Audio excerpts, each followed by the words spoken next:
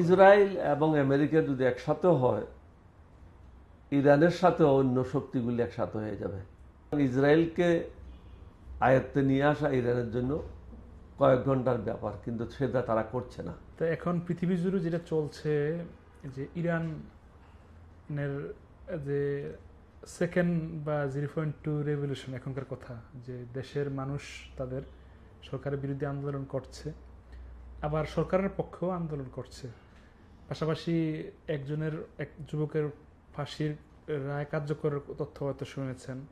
আবার আমরা এই খবর পেয়েছি সরকার পক্ষ যে এটা বলা বলি হচ্ছে যে শেখ হাসিনা যেই টাইপ স্বৈরাচার হয়েছে, খামেনির সরকারও এমন।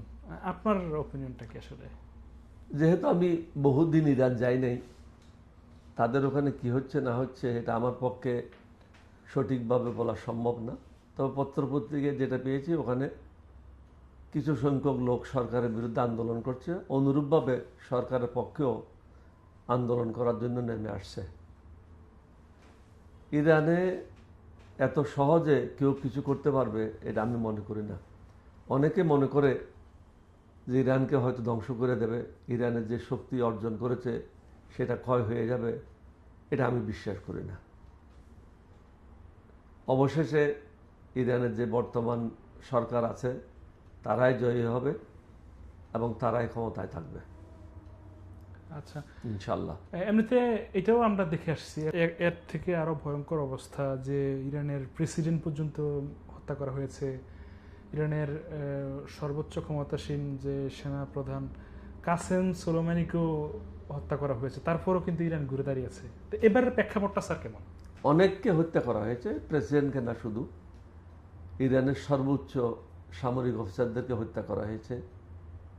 তারপরেও ইরানের কোনো ক্ষতি করতে পারে নাই, কারণ পরবর্তী পর্যায়ে যারা আছে তারাই দায়িত্ব গ্রহণ করছে এবং ইরানের সরকার সুন্দরভাবে চলছে। অনেকে চেষ্টা করতেছে ইরানের যে ধন সম্পদ আছে সেটা লুণ্ঠন করার জন্য, এটা সম্ভব হবে না। আচ্ছা, মানে ইরানকে আতঙ্ক অথবা এত গুরুত্বপূর্ণ কেন মনে করতেছে ইসরায়েল এবং আমেরিকা? ইরান একটা শক্তিশালী দেশ,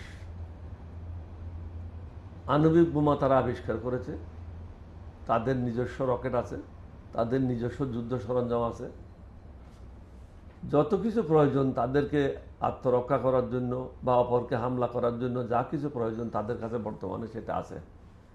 সুতরাং ইসরায়েলকে আয়ত্তে নিয়ে আসা ইরানের জন্য কয়েক ঘন্টার ব্যাপার, কিন্তু সেটা তারা করছে না। এখানে অনেকগুলি মুসলমান আছে, দেশ আছে যারা ঐক্যবদ্ধভাবে কাজ করতেছে। এটা অনেকের মাথা ব্যথার কারণ হয়েছে। শেষ পর্যন্ত আল্লাহর মেহেরবানিতে তারা সফল কাম হবে না। যদি আমেরিকা বা ইসরায়েল যদি সমান একসাথে যদি ইরান আক্রমণ করে, তাহলে ইরানের সে সক্ষমতা আছে কিনা বা পরিণতি কি হতে পারে বলে মনে করেন? ইসরায়েল এবং আমেরিকা যদি একসাথে হয়, ইরানের সাথে অন্য শক্তিগুলি একসাথে হয়ে যাবে। পৃথিবীতে এটা এখন কেউ মনে করা উচিত না যে কেউ একা। অনেকগুলি দেশ আছে একা, কিন্তু অনেকগুলি দেশের সাহায্যার্থে বিভিন্ন দেশ এগিয়ে আসবে।